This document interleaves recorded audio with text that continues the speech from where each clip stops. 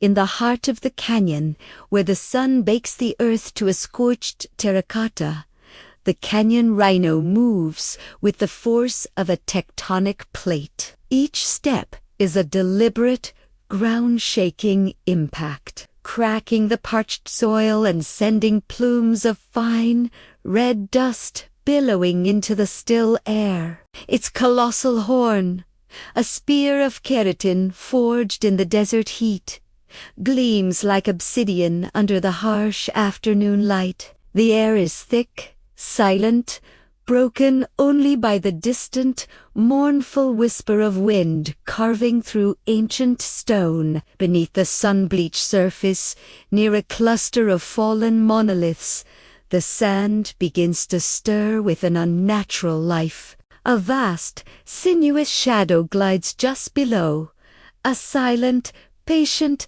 predator moving with ancient grace. The giant anaconda surfaces, its scales a perfect, dusty camouflage against the canyon floor. Each one a mosaic of rock and shadow. It slides into the dark hollow beneath a massive stone slab, its unblinking eyes fixed on the rhino, traversing the open, vulnerable ground. The world seems to pause, the heat shimmering in anticipation. The canyon holds its breath. The rhino halts its ponderous advance, its great head lowering as it senses a shift in the air. Its horn glints, a dark promise of power. Across the expanse, the anaconda rises from the shadows, its body coiling into a towering, impossible spiral of muscle and intent. The serpent stands like a monument to hunger, its form casting a long, distorted shadow. The wind picks up, a low moan carrying streams of sand across the battlefield, a curtain rising on a stage set for primal conflict. The very air crackles with a suffocating pressure, the silence before the storm. Then the ground explodes. The anaconda lunges with the speed of a lightning strike, erupting from its coiled position in a shower of sand and stone. Its jaws, wide enough to swallow the sky, snap toward the rhino's powerful foreleg. But the rhino, with a speed that belies its immense size, twists away. Its hoof smashes down not on earth, but on the serpent's flank.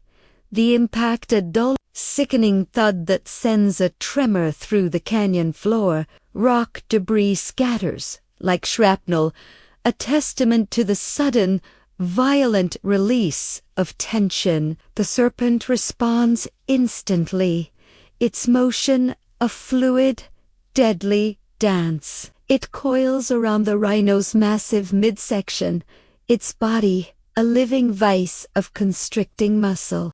The rhino bellows, a sound of pure fury, and digs its hooves in, dragging the crushing weight of the snake across the jagged stone. Sparks fly as the rhino's horn scrapes against the canyon floor, a desperate, grinding resistance against the suffocating pressure. Dust clouds churn around them, a violent, swirling vortex that obscures and reveals the struggle and flashes of raw power. Enraged, the rhino summons its brute force for a singular, devastating purpose. It charges, not at the serpent's head, but toward the nearest canyon wall, slamming the anaconda's coiled body into the ancient rock face with unstoppable momentum. The wall cracks under the colossal impact, fissures spreading like veins across the stone.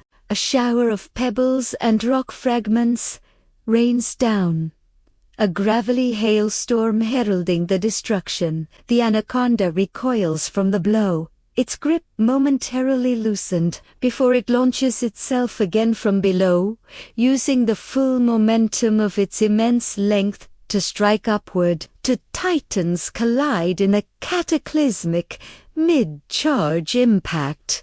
The canyon roars. The sound of the collision amplified and echoed by the sheer rock walls until it becomes a physical force. A pillar of sand and dust rises toward the sky, a monument to their final, desperate clash. The fight dissolves into a blur of raw survival muscle against muscle, brute force against strategic constriction, a whirlwind of stone, dust, and primal instinct. The anaconda tightens its crushing grip, its coils a relentless spiral of death. The rhino pushes back, its legs straining, its horn a battering ram against the inevitable. Slowly, the storm of dust begins to settle. The roaring clash subsides, replaced by the heavy silence of the aftermath. In the center of the ruined clearing,